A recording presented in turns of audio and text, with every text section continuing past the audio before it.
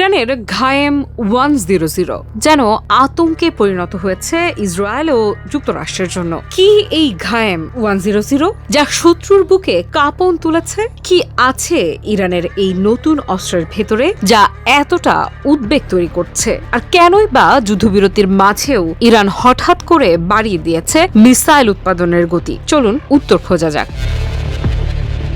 সাম্প্রতিক সংঘাতে ইরান যেটা দেখিয়েছে সেটা শুধু শক্তির প্রদর্শন নয়, বরং একটি বার্তা। 2000 কিলোমিটারেরও বেশি দূরত্বে নির্ভুল আঘাত হানার সক্ষমতা ইতোমধ্যেই প্রমাণ করেছে তেহরান। আর সেই অভিজ্ঞতার উপর দাঁড়িয়েই এখন তারা এগোচ্ছে আরও বড় কিছু নিয়ে, যার নাম ঘায়েম 100।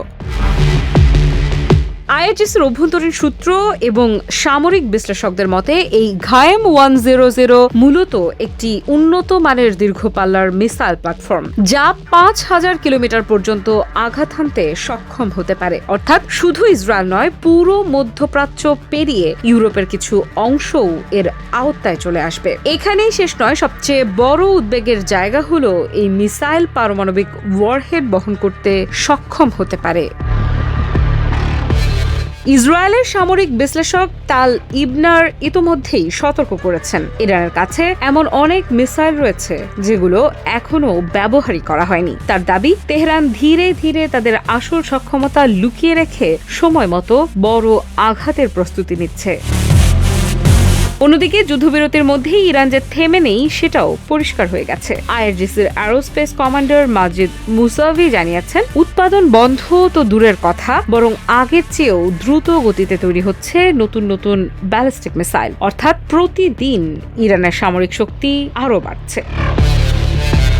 এদিকে ডোনাল্ড ট্রাম্প প্রশাসনের দাবি, যুদ্ধের সময় ইরানের বেশিরভাগ ক্ষেপণাস্ত্র ঘাঁটি ধ্বংস করে দেয়া হয়েছে। কিন্তু বাস্তবতা যেন অন্য গল্প বলছে, কারণ নতুন করে শত শত মিসাইল যুক্ত হচ্ছে ইরানের ভান্ডারে।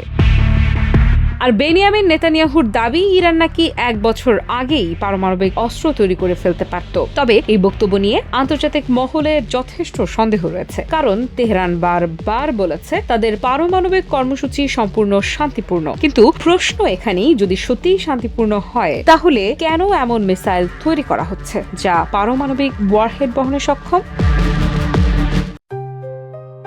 JBS holdings limited.